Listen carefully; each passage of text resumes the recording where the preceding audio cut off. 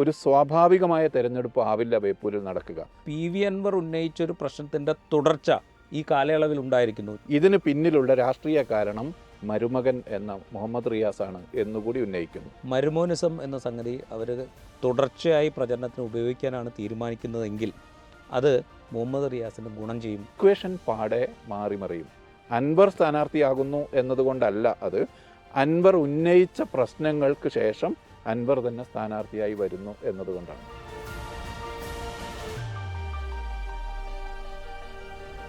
Join the സ്റ്റോറിയിലേക്ക് സ്വാഗതം. 2026 നിയമസഭാ തെരഞ്ഞെടുപ്പിലേക്ക് അതിവേഗം രാഷ്ട്രീയ കേരളം മുന്നേറിക്കൊണ്ടിരിക്കുമ്പോൾ കേരളത്തിൽ ആദ്യമായിട്ട് ഒരു നിയമസഭാ തെരഞ്ഞെടുപ്പിൽ മത്സരചിത്രം തെളിഞ്ഞിരിക്കുന്നു എന്ന് പറയാം. കോഴിക്കോട് ജില്ലയിലെ ബേപ്പൂർ നിയമസഭാ മണ്ഡലത്തിൽ UDF സ്ഥാനാർത്ഥിയായി PV അൻവർ മത്സരിക്കും എന്ന് KPCC പ്രസിഡന്റ് കഴിഞ്ഞ ദിവസം പ്രഖ്യാപിച്ചു. സിറ്റിംഗ് MLAയും മന്ത്രിയുമായ PA മുഹമ്മദ് റിയാസ് തന്നെയായിരിക്കും CPM സ്ഥാനാർത്ഥി എന്നുള്ളത് ഉറപ്പുമാണ്. ഗ്രൗണ്ടിൽ പ്രഖ്യാപിച്ചിട്ടില്ലെങ്കിൽ കൂടി PA മുഹമ്മദ് റിയാസിൻ്റെ പ്രവർത്തനങ്ങൾ ആരംഭിച്ചിട്ടുണ്ട് എന്നാണ് ഗ്രൗണ്ടിൽ അന്വേഷിക്കുമ്പോൾ നമുക്ക് മനസ്സിലാവുന്നത്. ആ നിലയ്ക്ക് ആ മണ്ഡലത്തിലെ മത്സരചിത്രം തെളിഞ്ഞു എന്ന് നമുക്ക് ഉറപ്പിച്ച് പറയാം. BJPയുടെ സ്ഥാനാർത്ഥി ആരായിരിക്കും? കഴിഞ്ഞ 2 തവണയും മത്സരിച്ച പ്രകാശ് ബാബു തന്നെ വീണ്ടും മത്സരിക്കും എന്ന ഔദ്യോഗികമല്ലാത്ത റിപ്പോർട്ടുകൾ വരുന്നുണ്ട്. അതവിടെ നിൽക്കട്ടെ. പ്രധാന മത്സരം ഈ 2 സ്ഥാനാർത്ഥികൾ തമ്മിലായിരിക്കും എന്നുള്ള കാര്യത്തിൽ യാതൊരു തർക്കവുമില്ല. ബേപ്പൂർ നിയമസഭാ മണ്ഡലം 1965 രൂപവത്കൃതമായതിനു ശേഷം ഇങ്ങോട്ടുള്ള തെരഞ്ഞെടുപ്പുകൾ എടുത്താൽ 12 തവണ CPIM സ്ഥാനാർത്ഥികൾ ജയിച്ചു വന്ന മണ്ഡലമാണ് ബേപ്പൂർ. അതിൽ തന്നെ ഏറ്റവും വലിയ ഭൂരിപക്ഷത്തിനാണ് കഴിഞ്ഞ 2021 നിയമസഭാ തെരഞ്ഞെടുപ്പിൽ മുഹമ്മദ് റിയാസ് അവിടെ നിന്ന് വിജയിച്ചു വന്നത്. 28,000-ലധികം വോട്ടിൻ്റെ ഭൂരിപക്ഷം. ഏറ്റവും കുറഞ്ഞ ഭൂരിപക്ഷവും CPIM സ്ഥാനാർത്ഥിയുടെ പേരിൽ തന്നെയാണ്. TK ഹംസ 1991 അന്ന് കോൺഗ്രസ് BJP ലീഗ് സഖ്യം ഡോക്ടർ K മാധവൻകുട്ടിയെ മത്സരിപ്പിച്ച തെരഞ്ഞെടുപ്പിൽ 1771 വോട്ടിൻ്റെ ഭൂരിപക്ഷത്തിൽ TK ഹംസ ജയിച്ചു. അതാണ് ഏറ്റവും കുറഞ്ഞ ഭൂരിപക്ഷം. ഈ ചരിത്രത്തിൻ്റെ പശ്ചാത്തലത്തിലാണ് ബേപ്പൂർ നിയമസഭാ മണ്ഡലത്തിലെ 2026 മത്സരചിത്രം തെളിയുന്നത്. PV അൻവർ മത്സരിച്ചിടത്തൊക്കെ വലിയ ഓളമുണ്ടാക്കിയ, വലിയ മത്സരം കാഴ്ചവെച്ച, ഒറ്റയ്ക്ക് മത്സരിക്കാൻ പലകുറി സന്നദ്ധനായ, നിലമ്പൂർ എന്ന് പറയുന്ന കോൺഗ്രസിൻ്റെ ശക്തി കേന്ദ്രത്തിൽ 2 തവണ നിയമസഭയിലേക്ക് തിരഞ്ഞെടുക്കപ്പെട്ട, LDFൻ്റെ പിന്തുണയോടുകൂടിയാണെങ്കിലും 2 തവണ നിയമസഭയിലേക്ക് തിരഞ്ഞെടുക്കപ്പെട്ട, കഴിഞ്ഞ 2025 നിയമസഭാ ഉപതെരഞ്ഞെടുപ്പിൽ ഒറ്റയ്ക്ക് മത്സരിച്ച് 19,000-ലധികം വോട്ട് നിലമ്പൂർ മണ്ഡലത്തിൽ നേടിയ PV അൻവറാണ് എതിരാളി എന്നുള്ളത് ബേപ്പൂർ മണ്ഡലത്തിലെ മത്സരത്തെ ഇത്തവണ അതിശക്തമാക്കും എന്നുള്ള കാര്യത്തിൽ തർക്കമില്ല. ബഷീറിന് എന്താ തോന്നുന്നത്? മത്സരചിത്രം തെളിഞ്ഞു എന്നുള്ള എൻ്റെ ആർഗ്യുമെൻറ്റിനോട് യോജിക്കുന്നുണ്ടോ? മത്സരചിത്രം തെളിഞ്ഞു. അതിൽ ഒന്ന്, സ്ഥാനാർത്ഥി സ്വയം പ്രഖ്യാപിച്ച ഒരു മണ്ഡലം തിരുവനന്തപുരത്തുണ്ട്. BJP സ്ഥാനാർത്ഥി ഞാൻ തന്നെയായിരിക്കുമെന്ന് BJP സംസ്ഥാന അധ്യക്ഷൻ നേമം മണ്ഡലത്തിൻ്റെ കാര്യത്തിൽ പ്രഖ്യാപിച്ചിട്ടുണ്ട്. എന്നാൽ 2 സ്ഥാനാർത്ഥികളും കൃത്യമായി കഴിഞ്ഞ ഏതാണ്ട് ഏറെക്കുറെ ഉറപ്പിക്കാവുന്ന മണ്ഡലം ബേപ്പൂരാണിപ്പോൾ. ബേപ്പൂർ മണ്ഡലത്തിൽ മുഹമ്മദ് റിയാസും PV അൻവറും തമ്മിലുള്ള മത്സരമായിരിക്കും. ഈ 2 പേർ തമ്മിലുള്ള മത്സരം എന്നതിനപ്പുറത്ത് ഈ തെരഞ്ഞെടുപ്പിൻ്റെ ഏറ്റവും പ്രധാനപ്പെട്ട പോരാട്ടം നടക്കുന്ന മണ്ഡലം ബേപ്പൂരായിരിക്കും എന്നും ഉറപ്പായി കഴിഞ്ഞു. അതിന് പല കാരണങ്ങളുണ്ട്. ഈ തെരഞ്ഞെടുപ്പിലേക്ക് അതിൻ്റെ റണ്ണപ്പിൽ ഉന്നയിക്കപ്പെട്ട എല്ലാ പ്രശ്നങ്ങളും ഈ മണ്ഡലത്തിൽ എടുത്തുന്നയിക്കപ്പെടും. മുഖ്യമന്ത്രിക്കെതിരെയുള്ള ആക്ഷേപങ്ങൾ, ആൻറ്റി ഇൻകംബൻസി ഒരു മുഖ്യമന്ത്രിക്കെതിരെ തിരികെയാണെങ്കിൽ അതിൻ്റെ നേരിട്ടുള്ള പ്രതിഫലനം, അദ്ദേഹത്തിൻ്റെ മരുമകൻ തന്നെ മത്സരിക്കുന്നു എന്ന പ്രത്യേകതയുണ്ട്. മകൾക്കെതിരെ വരുന്ന ആക്ഷേപങ്ങൾ, PV അൻവർ പ്രത്യേകമായി ഉന്നയിച്ച ചില പ്രശ്നങ്ങളുണ്ട്.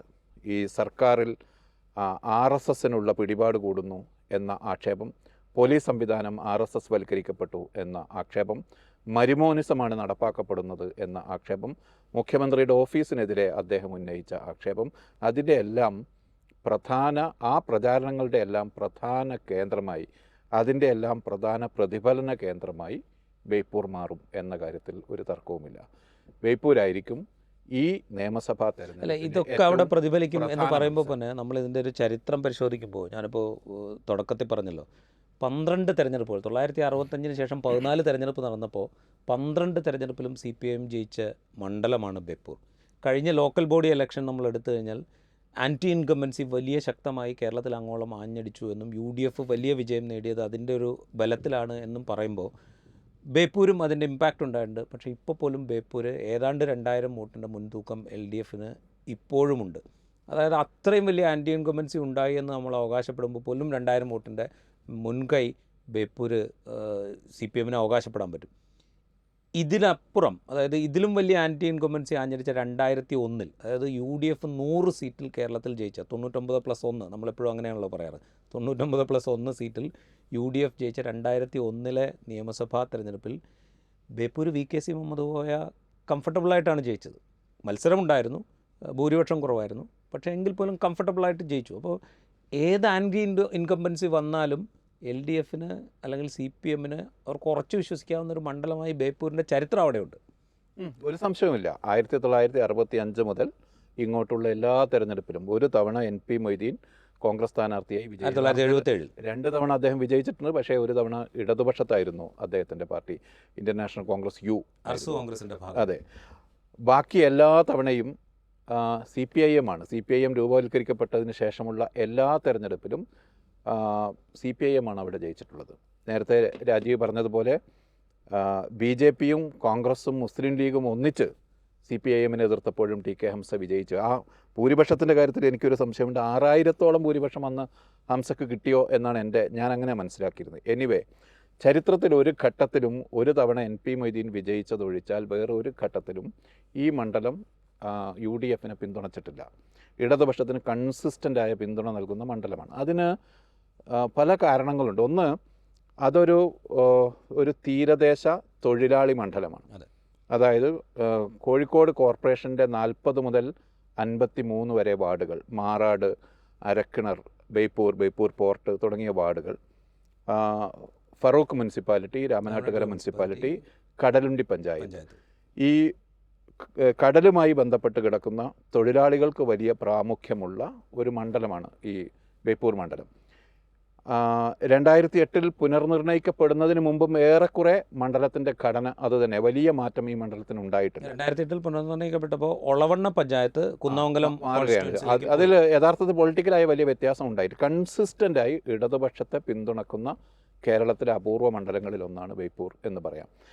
അവിടെ വലിയ ചലനം PV അൻവറിന് ഉണ്ടാക്കാൻ കഴിയുമോ? ഇത് രാഷ്ട്രീയ കേരളം ഏറ്റവും ടൈറ്റായി കാണുന്ന മത്സരമാകുമോ എന്ന് ചോദിച്ചാൽ, അൻവർ ഉന്നയിച്ച പ്രശ്നങ്ങൾ പൊതു കേരളത്തെ ഒന്നാകെ ബാധിക്കുന്ന വിധത്തിൽ വലിയ പ്രശ്നങ്ങൾ ഉന്നയിച്ചിരുന്നു. ആ പ്രശ്നങ്ങൾ തന്നെയാണ് ബേപ്പൂർ ഉന്നയിക്കപ്പെടാൻ പോകുന്നത്. ആ പ്രശ്നങ്ങൾക്കെല്ലാം ചെവി ഓർക്കാൻ മാത്രം പാകത്തിനുള്ള ഒരു ഇലക്ട്രേറ്റ് അവിടെ ഉണ്ട് എന്നത് ഈ മത്സരം. അൻവർ ഉന്നയിച്ച പൊളിറ്റിക്കൽ വിഷയങ്ങൾ എന്ന് പറയുമ്പോൾ ഇപ്പോൾ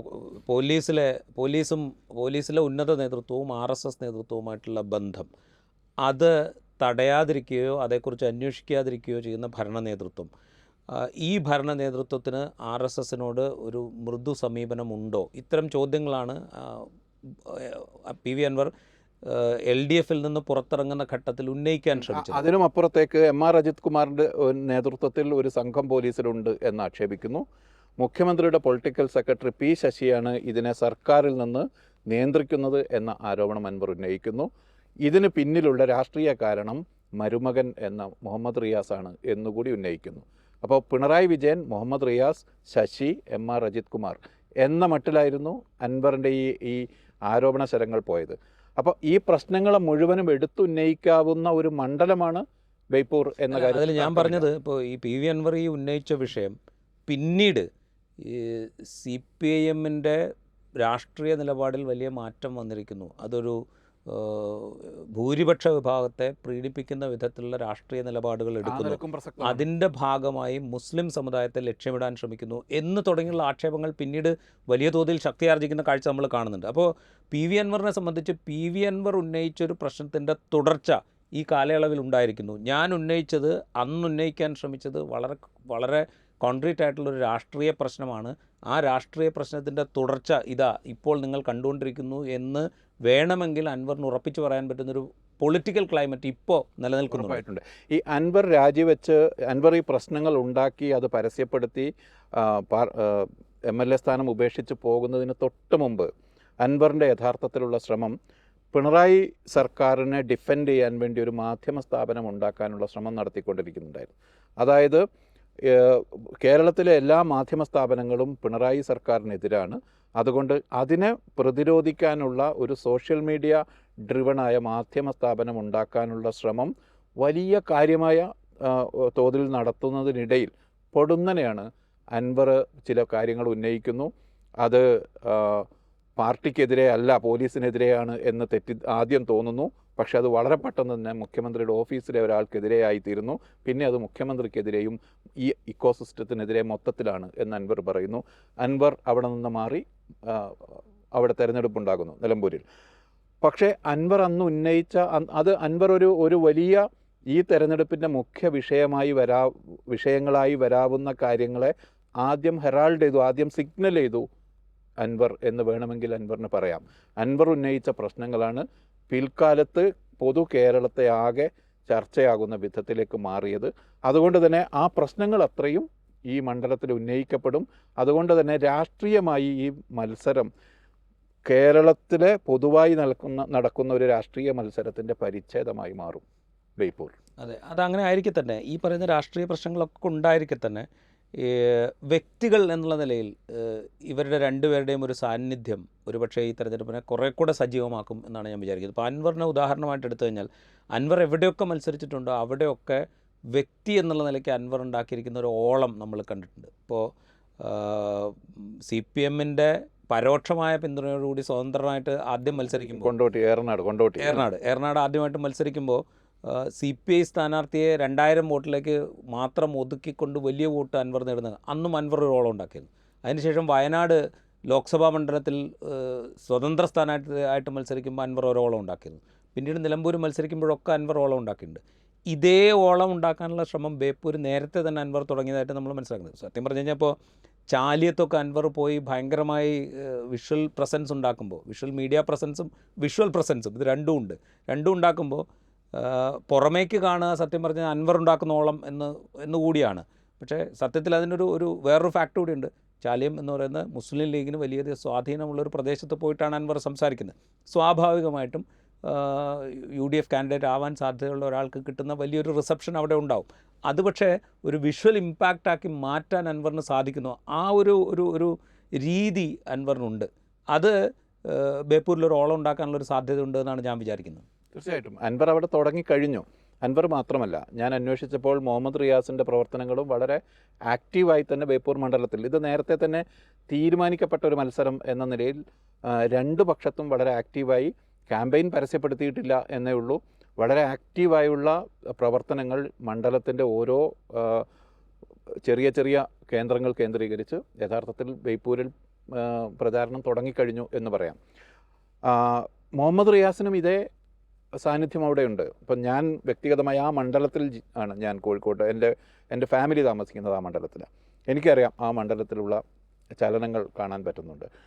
പരമ്പരാഗതമായി തന്നെ ഇടതുപക്ഷത്തിന് വലിയ ഹോൾഡുള്ള മണ്ഡലമാണ്. അതോടൊപ്പം മുഹമ്മദ് റിയാസ് എന്ന രാഷ്ട്രീയ പ്രവർത്തകനും അവിടെ കഴിഞ്ഞ 5 വർഷത്തിനിടയിൽ വലിയ ചലനമുണ്ടാക്കിയിട്ടുണ്ട്. വലിയ തോതിൽ ജനങ്ങൾക്കിടയിലേക്ക്, മന്ത്രി എന്ന നിലയിലല്ല ഞാൻ പറയുന്നത്, MLA എന്ന നിലയിൽ തന്നെ ജനങ്ങൾക്കിടയിലേക്ക് റിയാസിന് ഇറങ്ങിച്ചെല്ലാൻ റിയാസിന് കഴിഞ്ഞിട്ടുണ്ട്.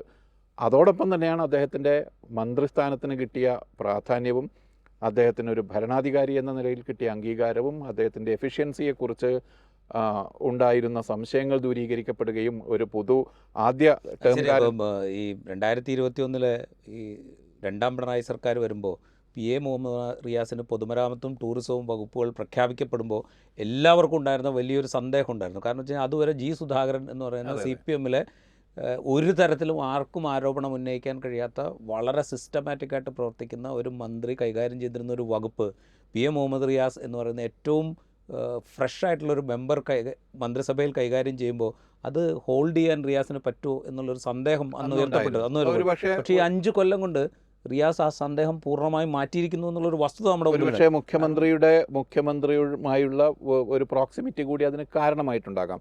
പക്ഷേ മുഹമ്മദ് റിയാസിന് വളരെ ആധികാരികമായി തന്നെ അദ്ദേഹത്തിൻ്റെ പദവി വിനിയോഗിക്കാൻ കഴിഞ്ഞിരിക്കുന്നു എന്ന കാര്യത്തിൽ സംശയം. പദവി വിനിയോഗിക്കാൻ കഴിഞ്ഞു എന്ന് മാത്രമല്ല, ഞാൻ അതിൽ വേറൊരു ഫാക്ട് കൂടെ കാണുന്നുണ്ട്. അതായത് ഈ 2 വകുപ്പുകളും കേരളത്തെ സംബന്ധിച്ച് വളരെ പ്രധാനപ്പെട്ട വകുപ്പുകളാണ്. ഒന്ന് ടൂറിസം, ഒന്ന് പൊതുമരാമത്ത് വകുപ്പ്. ഈ 2 വകുപ്പുകളെയും വളരെ ചലനാത്മകമായി മുമ്പോട്ട് കൊണ്ടുപോകാൻ റിയാസിന് സാധിച്ചിട്ടുണ്ട്. ഞാൻ പറയുന്നത് മാത്രമല്ല, മന്ത്രി എന്ന നിലയിൽ ഉള്ളത് അവിടെ ഉണ്ട്. അതോടൊപ്പം തന്നെ മണ്ഡലത്തിലെ ഒരു സാന്നിധ്യം പരിശോധിച്ചാൽ മുഹമ്മദ് റിയാസ് വളരെ കാര്യമായി തന്നെ അടിത്തട്ടിലേക്ക് ഇറങ്ങി അവിടുത്തെ ആദ്യ ടേമിൽ തന്നെ അദ്ദേഹത്തിൻ്റെ സാന്നിധ്യം ഉറപ്പാക്കിയിരിക്കുന്നു എന്ന് കരുതണം. ഇക്കഴിഞ്ഞ തെരഞ്ഞെടുപ്പ് രാജീവ് പറഞ്ഞതുപോലെ ഹിസ്റ്ററിയിൽ ഏറ്റവും ഉയർന്ന ഭൂരിപക്ഷത്തിനാണ് മുഹമ്മദ് റിയാസ് വിജയിച്ചത്. അതിനുശേഷം MLA എന്ന നിലയിൽ അദ്ദേഹം സാന്നിധ്യം ഉറപ്പിക്കുന്നതിൽ വിജയിക്കുകയും ചെയ്തിട്ടുണ്ട്. അതുകൊണ്ട് ഏതെങ്കിലും തരത്തിൽ പിന്നെ ഒരു ത്രെട്ട് കണക്ക് വെച്ച് അദ്ദേഹം നേരിടുന്നുണ്ടോ എന്ന് ചോദിച്ചാൽ ഇല്ല എന്ന് പറയാം. എന്നാൽ രാഷ്ട്രീയമായി ഉന്നയിക്കപ്പെട്ട എല്ലാ പ്രശ്നങ്ങളും കഴിഞ്ഞ 5 വർഷത്തിനിടയിൽ, പ്രത്യേകിച്ചും കഴിഞ്ഞ 2 വർഷത്തിനിടയിൽ ഉന്നയിക്കപ്പെട്ട എല്ലാ പ്രശ്നങ്ങളുടെയും അത് ടെസ്റ്റ് ചെയ്യപ്പെടുന്ന ഒരു സ്ഥലമായി ബേപ്പൂർ മാറിക്കൂടായികയില്ല എന്നതാണ് അതിൻ്റെ രാഷ്ട്രീയ വ്യത്യാസം. രാഷ്ട്രീയ വ്യത്യാസം അവിടെയുണ്ട്. പക്ഷേ രാഷ്ട്രീയ വ്യത്യാസം അവിടെ ഉണ്ടായിരിക്കെ തന്നെ ഈ പറയുന്ന പൊതു രാഷ്ട്രീയ വിഷയങ്ങളൊക്കെ ആ മണ്ഡലത്തെ സ്വാധീനിക്കാനിടയുണ്ട്. അത് സ്വാധീനിക്കാൻ പാകത്തിലുള്ളൊരു ഡെമോഗ്രഫിയാണ് ആ മണ്ഡലത്തിൻ്റെ. ഇത് അംഗീകരിക്കുമ്പോൾ തന്നെ വ്യക്തി എന്നുള്ള നിലയിൽ, MLA എന്നുള്ള നിലയിൽ കഴിഞ്ഞ 5 വർഷത്തിനിടെ റിയാസ് ഉണ്ടാക്കിയ ഒരു സ്വാധീനം അത് നമ്മൾ എക്സ്പെക്റ്റ് ചെയ്യുന്നതിനേക്കാൾ വലുതാണ് എന്നാണ് ഞാൻ വിചാരിക്കുന്നത്. കാരണം വെച്ച് കഴിഞ്ഞാൽ അത് ഈ പൊതുമരാമത്ത് വകുപ്പിൻ്റെ പ്രവർത്തനങ്ങൾ മണ്ഡലത്തിൽ സജീവമാക്കാൻ അദ്ദേഹത്തിന് സാധിച്ചിട്ടുണ്ട്. ടൂറിസം വകുപ്പിൻ്റെ പ്രവർത്തനങ്ങൾ സജീവമാക്കാൻ അദ്ദേഹത്തിന് സാധിച്ചിട്ടുണ്ട്. ഇത് ഞാൻ പറയുന്നത് വെച്ച് കഴിഞ്ഞാൽ ഈ പ്രവർത്തനങ്ങൾ നടത്തുന്നു എന്നുള്ളത് മാത്രമല്ല, ആ മണ്ഡലത്തിൻ്റെ മൊത്തത്തിലുള്ളൊരു ക്രയവിക്രയത്തെ ഭയങ്കര സജീവമാക്കി നിർത്താൻ എല്ലാ കാലത്തും ഈ കഴിഞ്ഞ 5 വർഷത്തിനിടെ റിയാസ് ശ്രമിച്ചിട്ടുണ്ട്. അതായത് പല തരത്തിലുള്ള ഇവൻറ്റുകൾ സംഘടിപ്പിക്കുക. ഇപ്പോൾ വാട്ടർ എന്താ പറയുക, സാഹസിക ജല വിനോദങ്ങൾ, അതുപോലെ മറ്റ് ബേപ്പൂർ ഫെസ്റ്റ് പോലെയുള്ള സംഗതികൾ. ഇതൊക്കെ എന്ന് പറഞ്ഞു കഴിഞ്ഞാൽ നമ്മൾ ഒറ്റ നോട്ടത്തിൽ കണ്ടാൽ ഒരു ബേപ്പൂർ ഫെസ്റ്റ് മാത്രമേ ഉള്ളൂ. പക്ഷേ ആ പ്രദേശത്തേക്ക് വരുന്ന ആളുകളുടെ എണ്ണം കൂടുന്നു, അവിടെയുള്ള ആളുകൾക്ക് കച്ചവടക്കാർക്ക് കച്ചവടം നടക്കുന്നു. അങ്ങനെ വെച്ചാൽ ഈ മാർക്കറ്റിൽ ലിക്വിഡിറ്റി ഉണ്ടാവുക എന്ന് നമ്മൾ പറയുമല്ലോ, അത് ഒരു പ്രദേശത്തുണ്ടാക്കുന്ന ഒരു വലിയ ചലനമുണ്ട്. ഇത് വളരെ സജീവമാക്കി നിർത്താൻ റിയാസിന് കഴിഞ്ഞ 5 വർഷത്തിനിടെ സാധിച്ചിട്ടുണ്ട്. ഇത് ആളുകളുടെ ഇടയിൽ എന്താ പറയുക, പണം ക്രയവിക്രയം ചെയ്യുക എന്ന് പറഞ്ഞു കഴിഞ്ഞാൽ പണം വന്നു പോവുക എന്ന് പറയുന്നത് നാടിൻ്റെ ഒരു മുന്നോട്ട് പോക്കിന് വളരെ പ്രധാനപ്പെട്ട ഒരു ഘടകമാണ്. അപ്പോൾ ആ നിലയ്ക്കുള്ള വലിയ ആക്ടിവിറ്റി കഴിഞ്ഞ 5 വർഷത്തിനിടെ റിയാസ് അവിടെ നടത്തിയിട്ടുണ്ട്. അത് സമൂഹത്തിൽ ഉണ്ടാക്കിയിരിക്കുന്ന ഒരു ഇമ്പാക്റ്റ് ഉണ്ടാവും. ആ ഇമ്പാക്റ്റിനെ മറികടക്കാൻ പാകത്തിലേക്ക് ഈ പൊതുരാഷ്ട്രീയ പ്രശ്നങ്ങൾ ആ മണ്ഡലത്തിലേക്ക് കടന്നു വരുമോ? അവിടുത്തെ ഒരു കൺസോളിഡേറ്റഡ് ആയിട്ടുള്ള LDF സപ്പോർട്ടിനെ ഇല്ലാതാക്കുന്ന വിധത്തിലേക്ക് ഈ പൊതുരാഷ്ട്രീയം പടർന്ന് കയറുമോ? അതൊക്കെയാണ് ആ മണ്ഡലത്തിലെ പോരാട്ടത്തെ ഒരുപക്ഷെ വളരെ ശ്രദ്ധാകേന്ദ്രമാക്കാൻ എനിക്ക് പല രീതിയിൽ അത് പ്രസക്തമാണ്. ഒന്ന്, ഇതൊരു തൊഴിലാളി മണ്ഡലമാണ്. ആ ഭാഗം അവിടെ നിലനിൽക്കുന്നു. ഇടതുപക്ഷത്തെ വളരെ കൺസിസ്റ്റൻ്റായി പിന്തുണച്ച ഒരു തൊഴിലാളി തുറമുഖ നഗര മണ്ഡലമാണ് ഇത്. അതേസമയം അവിടുത്തെ ഡെമോഗ്രഫി വെച്ച് മുസ്ലിം വോട്ടിന് വലിയ സ്വാധീനമുള്ള മണ്ഡലമാണ്. മുസ്ലിം വോട്ടാണ് തീരുമാനിക്കപ്പെടുന്നത്. അവിടെ മുസ്ലിം MLA ചാത്തുണ്ണി മാസ്റ്റർ ഒഴിച്ചാൽ ബാക്കി എല്ലാ MLA മാരും മുസ്ലിം ആയിരുന്നു എന്നാണ് എനിക്ക് തോന്നുന്നത്. എല്ലാ പാർട്ടിക്കാരും മുസ്ലിം സ്ഥാനാർത്ഥികളാണ് അവിടെ നിർത്തിയിട്ടുള്ളത്. VKC ആണെങ്കിലും TK ഹംസ ആണെങ്കിലും NP മൊയ്തീൻ ആണെങ്കിലും അങ്ങനെ എല്ലാവരും. അതിനേക്കാൾ കൂടുതൽ മുസ്ലിം വോട്ടുമായി, മുസ്ലിം രാഷ്ട്രീയവുമായി ബന്ധപ്പെട്ട പ്രശ്നങ്ങളാണ് ഈ തെരഞ്ഞെടുപ്പിനെ നിർണ്ണയിക്കാൻ പോകുന്നത് എന്നൊരു പ്രതീതി ഉണ്ടായിരിക്കുന്നു. അതോടൊപ്പം മുസ്ലിം സംഘടനകളിൽ ഏതാണ്ട് എല്ലാവർക്കും ചെറിയ തോതിലെങ്കിലും, മുസ്ലിം ലീഗിന് വലിയ തോതിലുള്ള ബന്ധമുണ്ട് അവിടെ, മറ്റ് സംഘടനകൾക്കെല്ലാം ചെറിയ തോതിലുള്ള സാന്നിധ്യമോ സ്വാധീനമോ ഉള്ള മണ്ഡലമാണ്. അതുകൊണ്ട് ഡെമോഗ്രഫി വൈസ്, രാഷ്ട്രീയമായും ഡെമോഗ്രഫി വച്ചും ഒരു കക്ഷി രാഷ്ട്രീയത്തിൻ്റെ അല്ലെങ്കിൽ സംഘടനകളുടെ സാന്നിധ്യം വച്ചും എല്ലാം നോക്കുമ്പോൾ ബേപ്പൂർ ഒരു ഭയങ്കര ഈ പ്രശ്നങ്ങൾ ഉന്നയിക്കാവുന്നൊരു മണ്ഡലമായി തീരും എന്ന കാര്യത്തിൽ സംശയമില്ല. അതായത് ഒരു സ്വാഭാവികമായ തെരഞ്ഞെടുപ്പ് ആവില്ല ബേപ്പൂരിൽ നടക്കുക. ഒരു ഇടതുപക്ഷം ഒരു സ്ഥാനാർത്ഥിയെ പ്രഖ്യാപിക്കുന്നു, സ്വാഭാവികമായും ആ ഇടതുപക്ഷ സ്ഥാനാർത്ഥി വിജയിച്ചു പോകുന്നു എന്ന ചരിത്രത്തിലെ അതേ സ്വാഭാവികത ഈ തെരഞ്ഞെടുപ്പിന് ഉണ്ടാകണമെന്നില്ല. ഇക്വേഷൻ പാടെ മാറിമറിയും. അൻവർ സ്ഥാനാർത്ഥിയാകുന്നു എന്നതുകൊണ്ടല്ല അത്, അൻവർ ഉന്നയിച്ച പ്രശ്നങ്ങൾക്ക് ശേഷം അൻവർ തന്നെ സ്ഥാനാർത്ഥിയായി വരുന്നു എന്നതുകൊണ്ടാണത്. റൈറ്റ്. ഇതിനോടൊപ്പം നമ്മൾ ആലോചിക്കേണ്ട ഒരു കാര്യം വെച്ചാൽ BJPയുടെ വോട്ട് ഷെയറോടെ നമ്മൾ പരിശോധിക്കണമെന്ന് എനിക്ക് തോന്നുന്നു. ഞാനത് നോക്കുമ്പോൾ കൗതുകരമായി എനിക്ക് തോന്നിയൊരു കാര്യം എന്ന് പറഞ്ഞാൽ 987, അതായത് 991 കോലീബി സഖ്യം ഉണ്ടാകുന്നതിന് തൊട്ട് മുമ്പത്തെ തെരഞ്ഞെടുപ്പ് 987 അഹല്യ ശങ്കർ മറ്റുമാണ് BJPയുടെ സ്ഥാനാർത്ഥിയായിട്ട് ബേപ്പൂരിൽ മത്സരിക്കുന്നത്. അന്ന് അവർക്ക് 15% വോട്ട് കിട്ടി 987 തെരഞ്ഞെടുപ്പിൽ. അത് കേരളത്തിൻ്റെ ഒരു ടോട്ടൽ ട്രെൻഡ് എടുത്ത് നോക്കിക്കഴിഞ്ഞാൽ BJPക്ക് കിട്ടുന്ന ഒരു ഹൈ വോട്ട് പെർസെൻറ്റേജ് ആയിരുന്നു 987 ബേപ്പൂരിൽ കിട്ടിയത്. ഈ വോട്ട് പെർസെൻറ്റേജ് ബലത്തിലായിരിക്കും ചിലപ്പോൾ 991 ഈ വടകര ബേപ്പൂർ കോലീബി സഖ്യം ഉണ്ടാകുന്നത്. നമ്മൾ കോലീബി സഖ്യം എന്ന് ഉറപ്പിച്ച് പറയുന്നതിൻ്റെ കാര്യം എന്ന് പറഞ്ഞു കഴിഞ്ഞാൽ അത് ഏതാണ്ട് എല്ലാ രാഷ്ട്രീയ നേതാക്കളും പിൽക്കാലത്ത് കെ ജി മാരാർ അതെ, അത് വടകരയിൽ അഡ്വക്കേറ്റ് രത്നസിംഗിനെയും ഇവിടെ മാധവൻകുട്ടി, ഈ 2 സീറ്റും UDF-ൽ മുസ്ലിം ലീഗിന് അനുവദിക്കപ്പെട്ട സീറ്റായിരുന്നു. മുസ്ലിം ലീഗിന് അനുവദിക്കപ്പെട്ട വടകര ലോക്സഭാ സീറ്റും ബേപ്പൂർ നിയമസഭാ സീറ്റും BJPക്ക് കൈമാറുകയാണ് ചെയ്തത്. കെ മാധവൻകുട്ടി അല്ലേ, കെ മാധവൻകുട്ടി ആയിരുന്നു BJPയുടെ ബേപ്പൂർ മണ്ഡലത്തിലെ സ്ഥാനാർത്ഥി. അദ്ദേഹം കെ മാധവൻകുട്ടിയല്ല പാണക്കാട്ടക്കുട്ടിയാണ് എന്നാണ് അന്ന് പ്രചരിപ്പിക്കപ്പെട്ടത്. അപ്പോൾ പാണക്കാട്ടക്കുട്ടി ആയി BJP സ്ഥാനാർത്ഥി മത്സരിച്ചിട്ട് പോലും അവിടെ പക്ഷേ വിജയിച്ചില്ല. ഏതാണ്ട് അതിൻ്റെ കണക്ക് ഞാൻ എഴുതി വെച്ച കണക്ക് 66,683 വോട്ട് PK ഹംസക്കും കെ മാധവൻകുട്ടിക്ക് 60,413 വോട്ടും എന്നാണ് എൻ്റെ അടുത്തുള്ള. രാജീവ് നേരത്തെ പറഞ്ഞു കുറച്ചുകൂടി തിൻ മാർജിനാണെന്നാണ് എൻ്റെ ഒരു ഓർമ്മ. പക്ഷേ ഏതാണെങ്കിലും ഇത്രയും വലിയ കൺസോളിഡേഷൻ കോൺഗ്രസ്, ലീഗ്, BJPക്ക് നല്ല വോട്ടുള്ള മണ്ഡലവുമാണ്. ഈ തദ്ദേശ തെരഞ്ഞെടുപ്പിന് ശേഷം BJPക്ക് 30,000-ന് മേലെ വോട്ട് ആ മൊത്തം മണ്ഡലത്തിൽ നിന്ന് പോൾ ചെയ്യപ്പെടും. അതായത് BJPക്ക് ഏറ്റവും ഉയർന്ന വോട്ടുള്ള 30,000-ന് മേലെ വോട്ടുള്ള 33 മണ്ഡലങ്ങളിൽ ഒന്നാണ് ബേപ്പൂർ എന്ന കാര്യത്തിൽ സംശയമില്ല. ഇതിന് തൊട്ട് മുമ്പും അങ്ങനെ തന്നെയാണ്. ഇപ്പോൾ 2011 കുറവായിരുന്നു എന്ന് തോന്നുന്നു. 2016-ലും 21-ലും 15%-ന് മേലെ 17%-ഓളം വോട്ട്.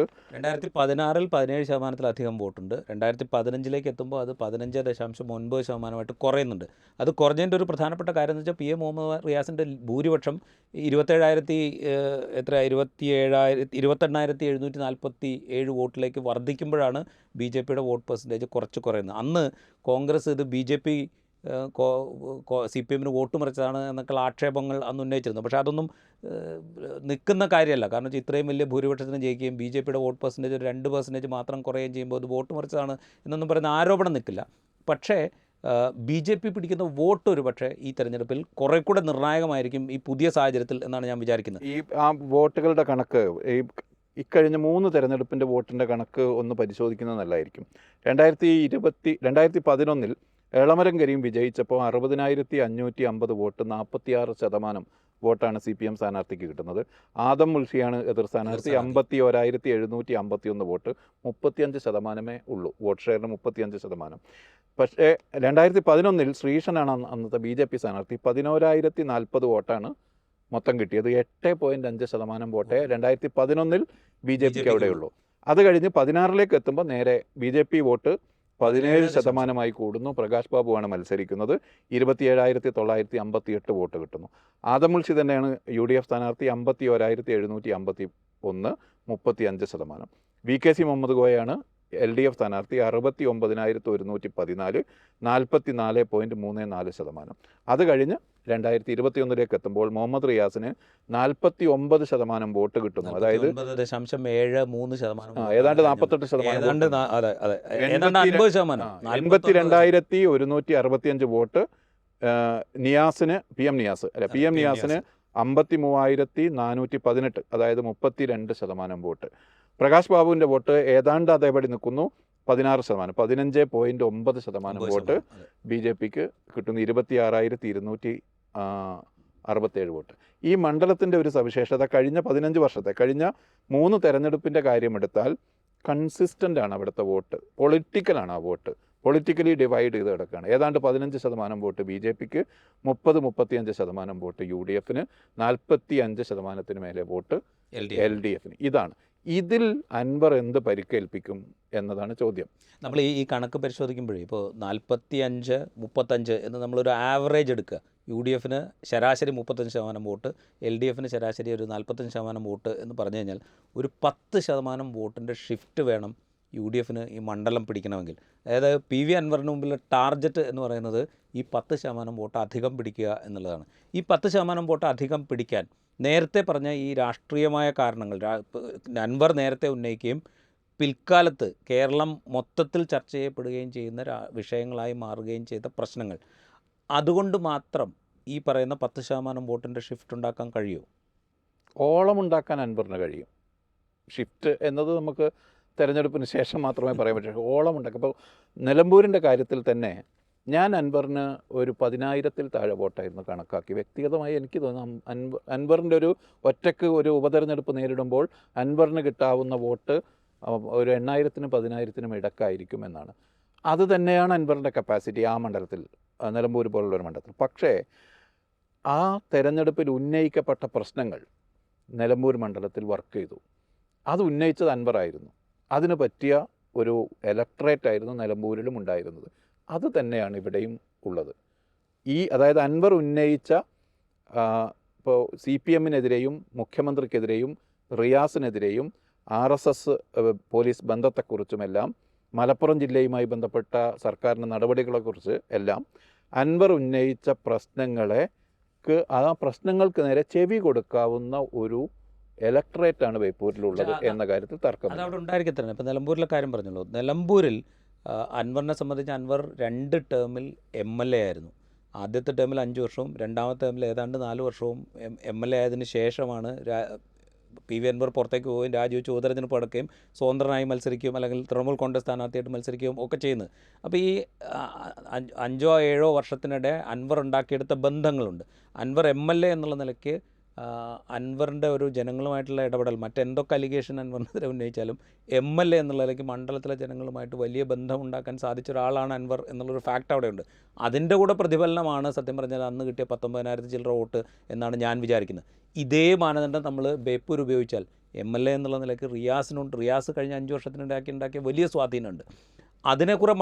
അതുകൂടെ മറികടന്നിട്ട് വേണം അൻവർ ഈ പറയുന്ന ഷിഫ്റ്റ് ഉണ്ടാക്കിയെടുക്കാൻ. നിലമ്പൂരിൽ അൻവറിൻ്റെ വോട്ട് ഞാൻ പറഞ്ഞല്ലോ, എൻ്റെ വിശ്വാസം അൻവറിന് വ്യക്തിഗതമായുള്ളത് ഒരു 8,000-നും 10,000-നും ഇടയിൽ വോട്ടാണ്.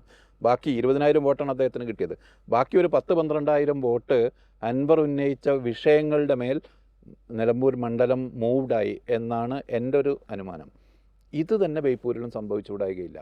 അതിനാൽ ആ ഉന്നയിച്ച പ്രശ്നങ്ങളാൽ ബാധിക്കാവുന്ന ആ പ്രശ്നങ്ങൾ സ്വാധീനിക്കാവുന്ന ഒരു വോട്ടാണ് അവിടെ ഉള്ളത്. അതിൻ്റെ സമുദായം തിരിച്ചാണെങ്കിലും രാഷ്ട്രീയം തിരിച്ചാണെങ്കിലും അങ്ങനെയുള്ളൊരു വോട്ടാണ് ബേപ്പൂരിലുള്ളത് എന്ന കാര്യത്തിൽ തർക്കമില്ല. ചുരുക്കത്തിൽ പിന്നെ ക്യാമ്പയിൻ റൺ ചെയ്യുന്ന കാര്യത്തിൽ അൻവറിൻ്റെ ഒരു മിടുക്കുണ്ട്. അത് നമ്മൾ എല്ലാ മണ്ഡലങ്ങളിലും കണ്ടതാണ്. വയനാട് ഒറ്റയ്ക്ക് മത്സരിക്കുമ്പോൾ പോലും ക്യാമ്പയിൻ റൺ ചെയ്യുന്നതിൽ അൻവർ കാണിച്ചൊരു മിടുക്കുണ്ട്. അതുപോലെ എലക്ഷൻ സ്പെൻഡിങ്ങിൽ അൻവറിനുള്ളൊരു ഒരു മേൽക്കൈയുണ്ട്. അത് ഒറ്റയ്ക്ക് മത്സരിക്കുമ്പോൾ പോലും അൻവറിന് അത് കാണിക്കാൻ അൻവറിന് സാധിച്ചിട്ടുണ്ട്. അപ്പോൾ ഇതൊക്കെ മുൻകൂട്ടി തന്നെ പ്രയോഗിക്കുകയാണ് അൻവർ അവിടെ ചെയ്തുകൊണ്ടിരിക്കുന്നത് ഇപ്പോൾ. കാരണം ഒന്ന് ആലോചിച്ച് നോക്കുക, ഞാനാണോ അവിടുത്തെ സ്ഥാനാർത്ഥി എന്ന് അൻവറിനോട് ചോദിക്കുമ്പോൾ അൻവർ പറയുന്നത് ഇവിടെ ഞാനല്ല സ്ഥാനാർത്ഥി, 140 മണ്ഡലങ്ങളിലും UDF-ന് സ്ഥാനാർത്ഥി ഉണ്ടാവുമല്ലോ, അപ്പോൾ അതിൽ ആരെങ്കിലും ഇവിടെ സ്ഥാനാർത്ഥിയാവുമല്ലോ, അവർക്ക് വേണ്ടിയിട്ടാണ് ഞാൻ പ്രചരണത്തിന് വരുന്നത് എന്നാണ് അൻവർ ആദ്യം പറഞ്ഞിരുന്നത്.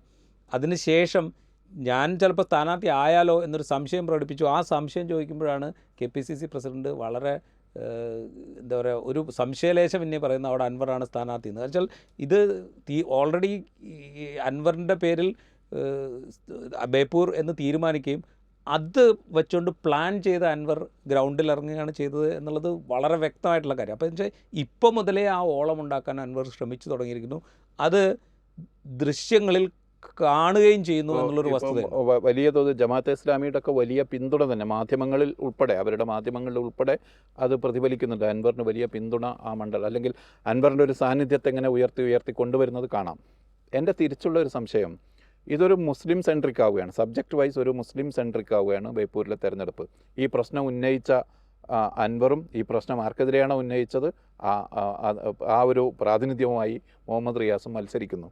പ്രാതിനിധ്യം മാത്രമല്ല, മരുമോനിസം എന്ന് പറയുമ്പോൾ വ്യക്തിപരമായി തന്നെ മുഹമ്മദ് റിയാസ് ആക്ഷേപിക്കപ്പെട്ടു. എൻ്റെ ചോദ്യം, ഈ മരുമോനിസം എന്ന ഒരു സംഗതി കൗണ്ടർ പ്രൊഡക്റ്റീവ് ആവുമോ? അതായത് BJP ആണ് ഈ ആക്ഷേപം ആദ്യം ഉന്നയിച്ചത്. മരുമോനിസം, മുഹമ്മദ് റിയാസ് മുഖ്യമന്ത്രിയുടെ മരുമകൻ മന്ത്രിസഭയിലേക്ക് പ്രധാന റോളിലെത്തുമ്പോൾ മരുമോനിസം എന്ന വാക്ക് കോയിൻ ചെയ്തതും അത് പ്രചരിപ്പിക്കപ്പെട്ടതും BJPയുടെ ഭാഗത്തു നിന്നാണ്.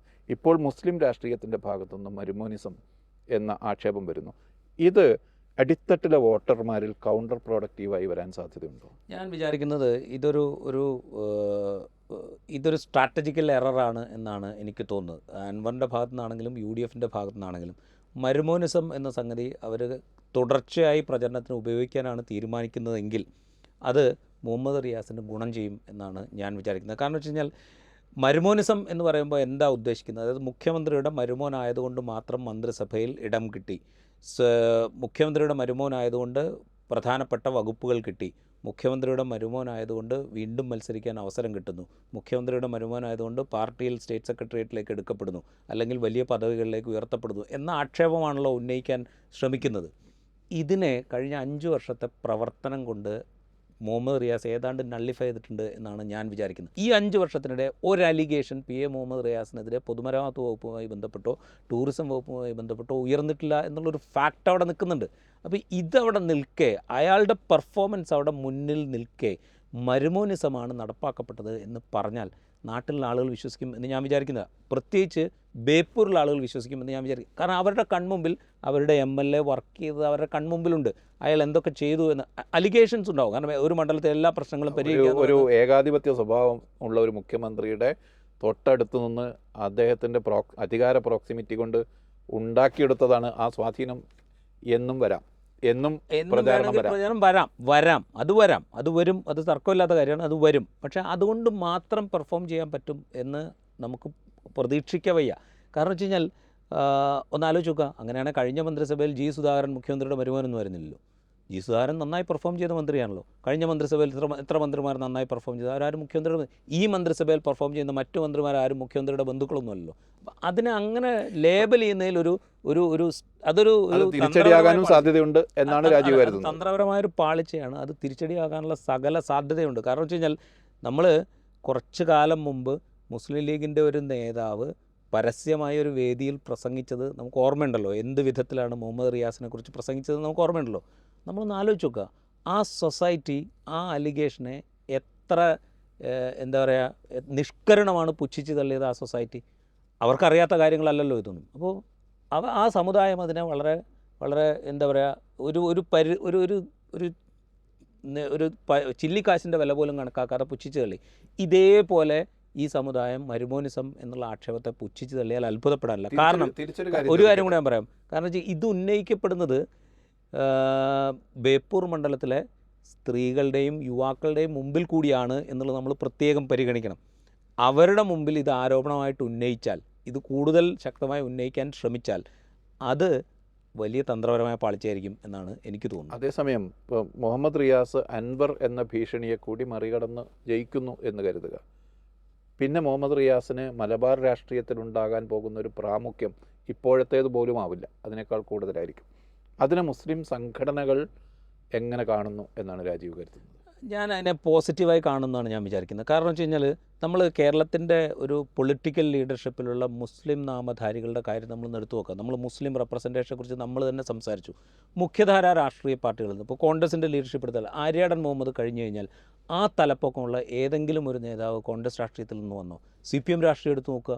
എത്രയോ കാലത്തിന് ശേഷം പാലളി മുഹമ്മദ് കുട്ടിക്ക് ശേഷം ഏതെങ്കിലും സ്റ്റേച്ചറുള്ള ഒരു മുസ്ലിം നാമധാരിയായ നേതാവ് കേരള രാഷ്ട്രീയത്തിൽ ഉണ്ടായിട്ടുണ്ടോ? ഞാൻ കണ്ടിട്ടില്ല. അപ്പോൾ അത് റീപ്ലേസ് ചെയ്യാൻ പാകത്തിൽ തലപ്പൊക്കമുള്ളൊരു നേതാവ് വരുന്നു എന്നാണെങ്കിൽ, അങ്ങനെയുള്ളൊരു നേതാവ് വരട്ടെ എന്ന് ചിലപ്പോൾ മുസ്ലിം സമുദായം തീരുമാനിച്ചുകൂടായില്ല. കാരണം വെച്ചാൽ അവരെ സംബന്ധിച്ച് അവർക്ക് റെപ്രസെൻറ്റേഷൻ, ഹൈ ലെവൽ റെപ്രസെൻറ്റേഷൻ കിട്ടുക എന്നുള്ളത് അവരുടെ ഒരു സ്വാഭാവികമായ അവകാശമാണ്. അപ്പോൾ അതിനൊരു സാധ്യത അവർ കണ്ടുകൂടായില്ല. പ്രാദേശിക തെരഞ്ഞെടുപ്പുകളിലെ ഒരു സ്വഭാവം അനലൈസ് ചെയ്യപ്പെട്ടത് വലിയ തോതിലുള്ള ആൻറ്റി ഇൻകംബൻസി ഉണ്ട് എന്നാണ്.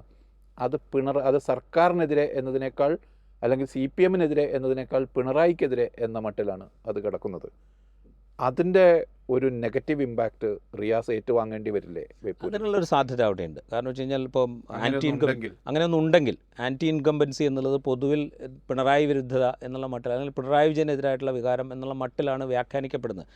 അങ്ങനെ വ്യാഖ്യാനിക്കപ്പെടാൻ പാകത്തിലുള്ള ഒരു അന്തരീക്ഷം സൃഷ്ടിക്കപ്പെട്ടിട്ടുണ്ട്. കാരണം വെച്ചാൽ ഇപ്പോൾ ഈ പോലീസുമായി റിലേറ്റ് ചെയ്ത പ്രശ്നങ്ങളൊക്കെ അൻവർ ഉന്നയിച്ചപ്പോൾ സ്വാഭാവികമായിട്ടും അതിന് ക്ലാരിഫിക്കേഷൻ കൊടുക്കേണ്ട ഉത്തരവാദിത്തം മുഖ്യമന്ത്രിക്കായിരുന്നു. അതുപോലെ വെള്ളാപ്പള്ളി നടേശനെ പോലുള്ള ആളുകൾ ഇത്തരം വർഗീയ വിദ്വേഷം വമിപ്പിക്കുന്ന വിധത്തിലുള്ള പരാമർശങ്ങൾ നടത്തുമ്പോൾ അതിന് കൃത്യമായി മറുപടി പറഞ്ഞു പോകേണ്ട ഉത്തരവാദിത്വം മുഖ്യമന്ത്രിക്കായിരുന്നു. അദ്ദേഹം പാലിക്കുന്ന നിശബ്ദതയെക്കുറിച്ച് വലിയ സംശയങ്ങൾ ഉണ്ടായിട്ടുണ്ട്. അപ്പോൾ അതാണ് പൊതുവിൽ ഈ പറയുന്ന ആൻറ്റി ഇൻകംബൻസി മുഖ്യമന്ത്രിയുടെ കാര്യത്തിലാണ് എന്ന് വരാനുള്ള ഒരു പ്രധാനപ്പെട്ട കാരണം.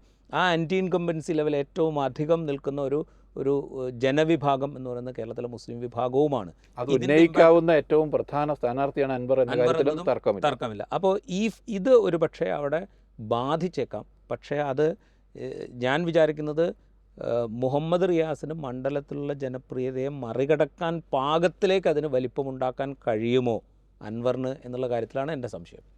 എനിക്ക് മലബാറിലെ രാഷ്ട്രീയം അതിൻ്റെ ഏറ്റവും ഫ്ലൂയിഡായ അവസ്ഥയിൽ കിടക്കുന്ന ഘട്ടമായതിനാൽ ഞാൻ വ്യക്തിഗതമായ അദ്ദേഹത്തിൻ്റെ സ്വാധീനത്തെ കൊണ്ട് മാത്രം UDFും അൻവറും ഉന്നയിക്കുന്ന ഈ പ്രശ്നങ്ങളെ ചെറുക്കാൻ ഒരു മണ്ഡലത്തിനകത്ത് കഴിയുമെന്നല്ല എൻ്റെ വിശ്വാസം. അത്ര വോളട്ടൈലായി കിടക്കുകയാണ് മലബാറിലെ രാഷ്ട്രീയം. എന്നാലും ഈ മണ്ഡലം, അതിൻ്റെ ചരിത്രം, അതിൻ്റെ ഡെമോഗ്രഫി, അതിൻ്റെ രാഷ്ട്രീയ സ്വഭാവം എല്ലാം വലിയ തോതിൽ ഇതിനെ പ്രവചനാതീതമാക്കുന്നുണ്ട് എന്നാണ് എൻ്റെ. എന്തായാലും ബേപ്പൂരം മത്സരം നമ്മൾ കേരളത്തിലെ 2026 നിയമസഭാ തെരഞ്ഞെടുപ്പിൽ തുടക്കത്തിൽ പറഞ്ഞ പോലെ ആദ്യമായിട്ട് മത്സരചിത്രം തെളിഞ്ഞ മണ്ഡലമാണ് ബേപ്പൂർ. മത്സരചിത്രം തെളിഞ്ഞ മണ്ഡലം എന്നുള്ളത് മാത്രമല്ല, മുൻകാലത്തും വളരെ കേരള രാഷ്ട്രീയ ചരിത്രത്തിൻ്റെ ഭാഗമായ മത്സരങ്ങൾക്ക് വേദിയായ മണ്ഡലം കൂടിയാണ് ബേപ്പൂർ. അതുകൊണ്ട് തന്നെ വളരെ ശക്തമായ മത്സരം, അതിന് പാകത്തിലുള്ള മേളക്കൊഴുപ്പുകൾ ഇപ്പം തന്നെ ആ മണ്ഡലത്തിൽ ഉയർന്നു തുടങ്ങിയിട്ടുണ്ട്. അതുകൊണ്ട് വളരെ ശക്തമായ മത്സരം ബേപ്പൂർ ഉണ്ടാവും എന്നുള്ള കാര്യത്തിൽ തർക്കമില്ല. ഈ എപ്പിസോഡ് ഇവിടെ പൂർത്തിയാവുന്നു. മറ്റു എപ്പിസോഡുമായി വീണ്ടും കാണാം.